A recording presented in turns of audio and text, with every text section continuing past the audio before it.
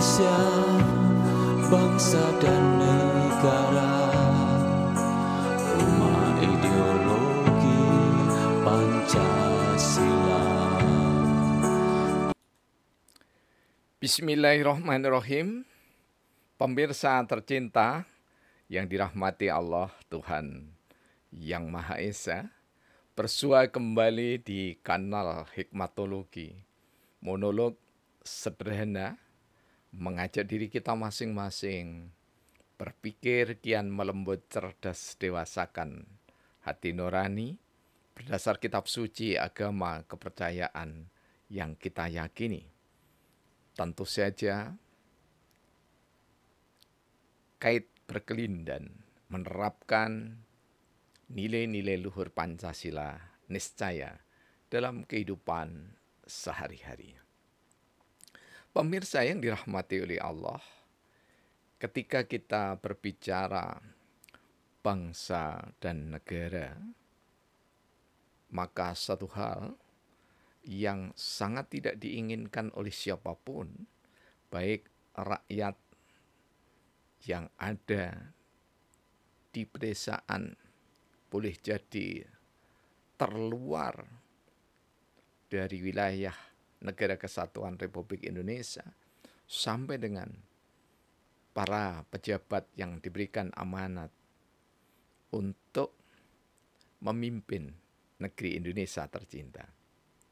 Semuanya tidak ada yang menginginkan kemiskinan.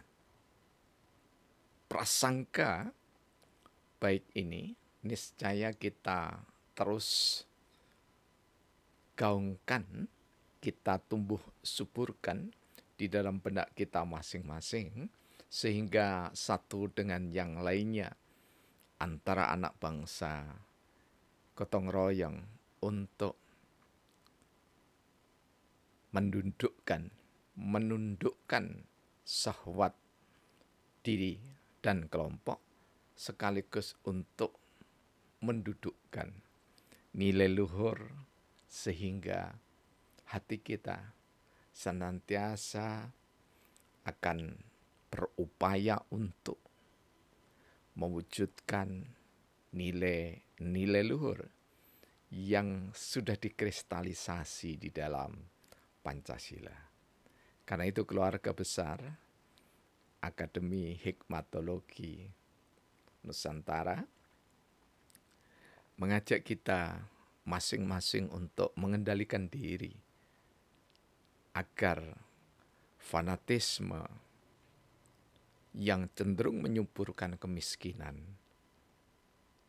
dapat kita hindari secara optimal. Karena itulah tema ini kami angkat dengan judul fanatisme menyuburkan kemiskinan. Apakah kemiskinan yang kita maksudkan dalam dialog kita hari ini? Yang kami maksud dengan kemiskinan adalah keserba tidak sadaran dan keserba tidak tahuan akan kekurangan diri. Ada orang yang kaya tidak sadar bahwa dirinya bakhil, pelit. Ada orang yang berilmu tidak sadar dirinya sombong. Ada orang yang tidak berpendidikan, justru dia lebih sombong lagi. Ada orang yang bergelimang dengan pergaulan, namun congkak pada kelompok yang lainnya. Fanatisme menyuburkan kemiskinan. 7 hal yang kami data dalam Sabdana, yakni adalah miskin keimanan. Ini yang pertama, dia sampai 7. Apakah yang dimaksudkan dengan miskin keimanan ketika seseorang fanatisme membabi buta terhadap agama dan kepercayaannya?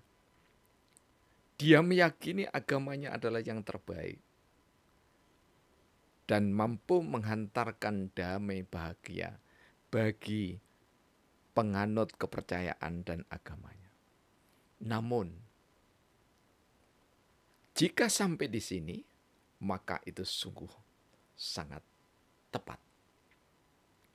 Ketika merasa kepercayaan dan agamanya yang paling benar dan paling mendamaikan diri dan kelompoknya, sembari menista kepercayaan dan agama yang berbeda, maka itulah yang kami maksud dengan miskin keimanan.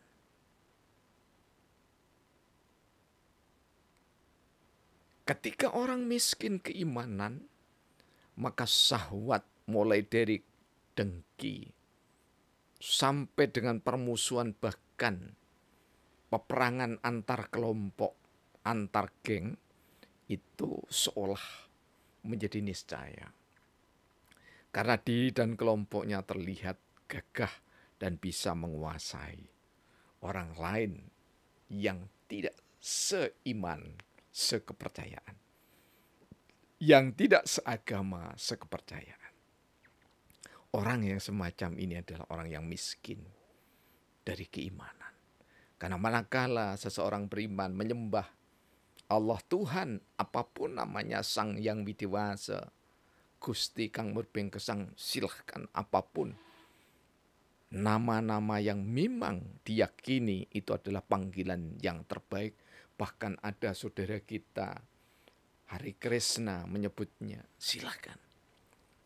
Tetapi ketika kita tidak menista, itulah keimanan yang lepas dari kemiskinan.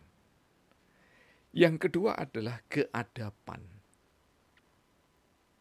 Manusia imannya itu yang benar, yang tidak miskin, maka ditunjukkan dengan keadapan. Jadi kemanusiaan yang adil beradab ditempatkan setelah keimanan, ketuhanan yang Maha Esa, sampai dengan sila-sila yang lainnya. Sungguh renda yang bagus dalam pintal benang yang menjadi kain pengikat anak bangsa Indonesia. Manakala orang miskin keadapan, maka orang ini tak jarang berdalih agama, menggunakan agama untuk mencerca, menista, memburuk-burukkan peradaban. Padahal, mohon maaf, jika di dalam Islam, keadapan itu justru yang terdepan di dalam pergaulan sosial hingga pergaulan bangsa, negara, bahkan antar bangsa di dunia. Rasulullah Muhammad SAW bersabda dengan sangat eloknya, innama bu'istu liutamima makarimal akhlak. Sungguh aku ini tidak diutus kecuali untuk menyempurnakan akhlak. Untuk menyempurnakan akhlak berarti setiap manusia secara fitrah oleh Allah Tuhan yang Maha Esa telah dibekali akhlak yang terpuji, telah dibekali keadapan, telah dibekali fitrah peradaban. Dan fitrah peradaban itu adalah menjunjung tinggi adab yang berbeda tanpa menista. Peradaban suku bangsa jelas berbeda. Menghendaki semua sama mustahil adanya. Yang ketiga adalah kesopanan. Kesopanan ini bertalian dengan keberadaan tradisi budaya suku bangsa.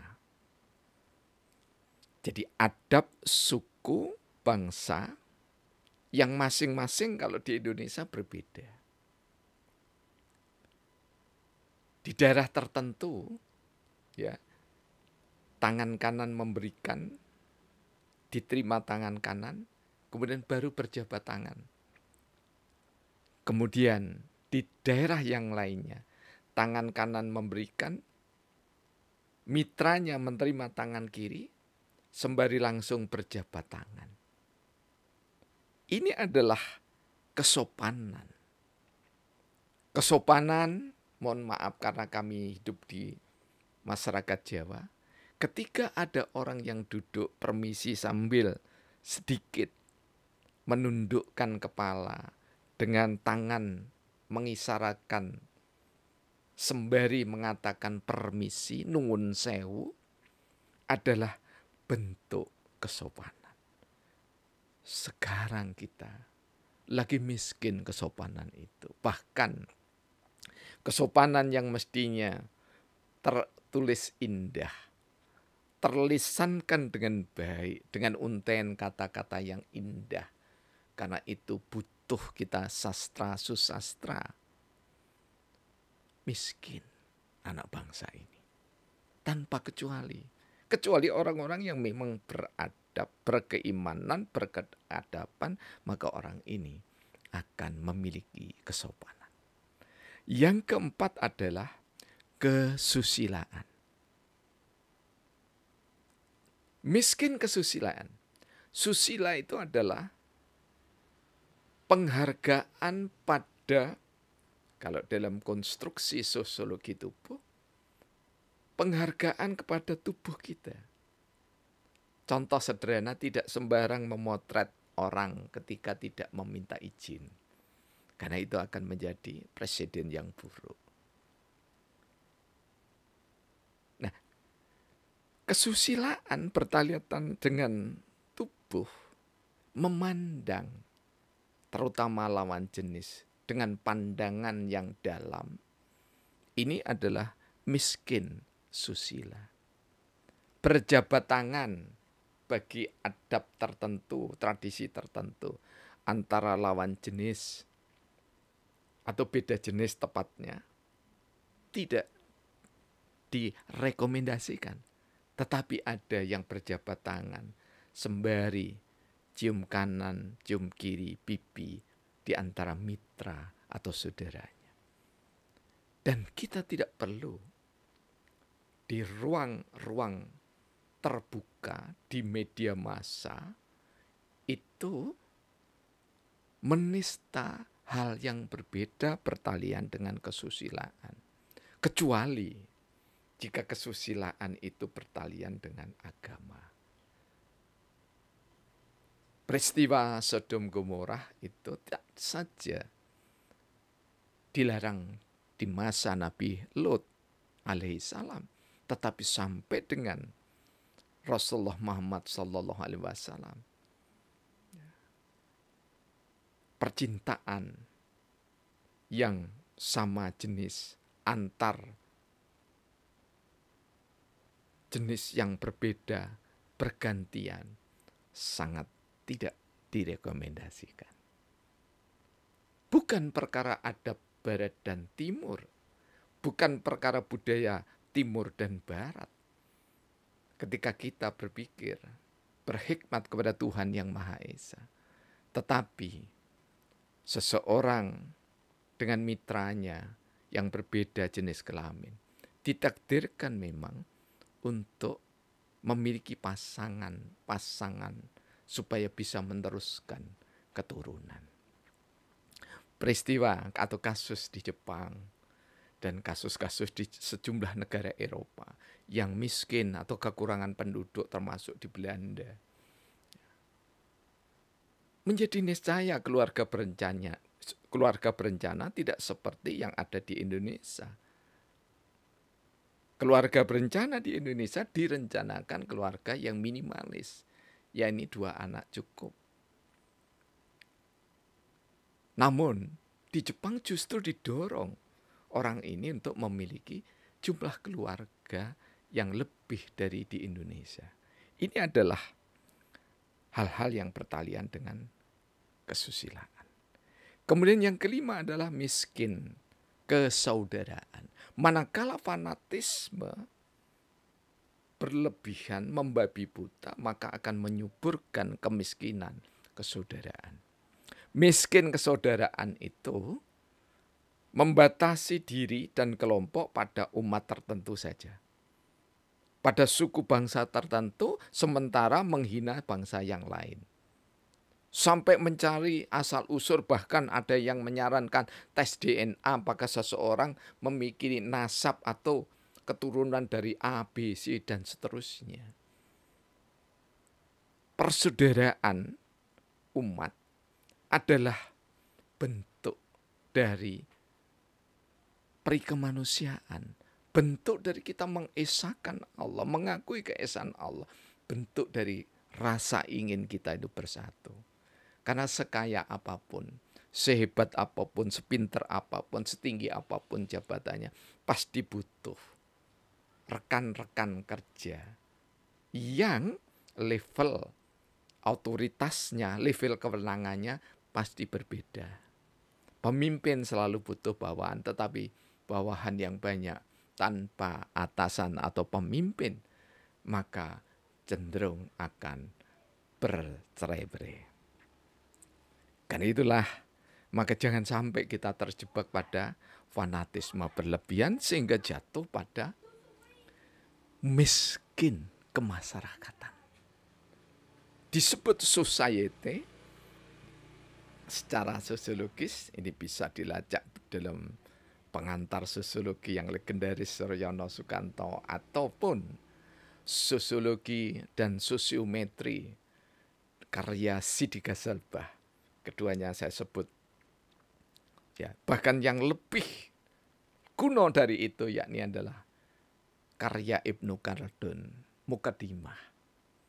Semua menyebutkan bahwa yang disebut dengan society atau masyarakat itu adalah orang-orang yang terikat. Jadi ketika orang ini tidak terikat seperti massa kerumunan partai, ini crowd, ya. Kerumunan partai ini bukan masyarakat. Tidak ada masyarakat bermassa. Tetapi massa itu dibentuk oleh individu-individu, lazimnya karena fanatisme. Fanatisme sepanjang tidak membabi buta masih bijaksana. Contoh sederhana mendukung kesebelasan Arema, yang satu mendukung kesebelasan Persebaya. Ketika saling mendukung dengan sportivitas tinggi, maka tidak saling mencela. Tetapi manapun yang berprestasi itu diberikan tepuk tangan dengan gegap gempita, tulusnya hati di dada. Yang terakhir, kita ini mengalami miskin kebangsaan. Sebelum kami memberi contoh, apa miskin kebangsaan? Kebangsaan itu adalah masyarakat suku bangsa yang ada di Indonesia dari manapun asal usulnya sepanjang sudah menjadi warga negara Indonesia yang sah, legal, menurut peraturan perundangan ataupun hukum positif di Indonesia, maka dialah warga negara. Karena warga negara, maka sepanjang tidak ada aturan khusus yang melarang keperan sertaannya di dalam berbangsa dan bernegara, khususnya dalam jabatan-jabatan publik, jadi kepala desa, jadi lurah, wali kota, bupati, gubernur, sampai presiden, menteri, dan seterusnya. Sepanjang dia sebagai warga negara, maka dia adalah milik bangsa Indonesia. Saya sebut miskin kebangsaan karena centang-perentang pertalian dengan persatuan dan kesatuan ini justru dirusak oleh fanatisme yang berlebihan. Fanatisme mendukung kelompok tertentu, orang tertentu, penguasa tertentu, maka dia menistakan kelompok yang lain. Padahal pendiri bangsa ini susah payah menyatukan para raja dan sultan susah payah menyatukan bersama tokoh-tokoh nasional kita, menyatukan berbangsa satu, bangsa Indonesia, menjunjung bahasa persatuan dan seterusnya. Betapa susahnya media komunikasi massa, sangat miskin ketika itu, tetapi ketika sekarang marak, bahkan saudara kita yang mencangkul di sawah, saudara kita yang mencari rumput sudah membawa gadget atau gawe Android. Namun sangat disayangkan jika gadget atau gawe Android itu untuk secara terstruktur, terencana mencapik-capik kesatuan dan persatuan bangsa. Ada orang yang sangat memuja-muja ketika seseorang pidato keras menyerang sana, menyerang sini, maka itu adalah orang yang hebat. Tidak demikian. Orang yang hebat itu adalah orang yang bisa berhikmat kepada Tuhan Yang Maha Esa. Karena berhikmat kepada Tuhan Yang Maha Esa berdasar kepercayaan dan agama yang diyakininya serta Pancasila, maka hikmat itu akan menetes, berpenetrasi menjadi hikmah kepada manusia, berpenetrasi menjadi hikmah untuk lingkungannya.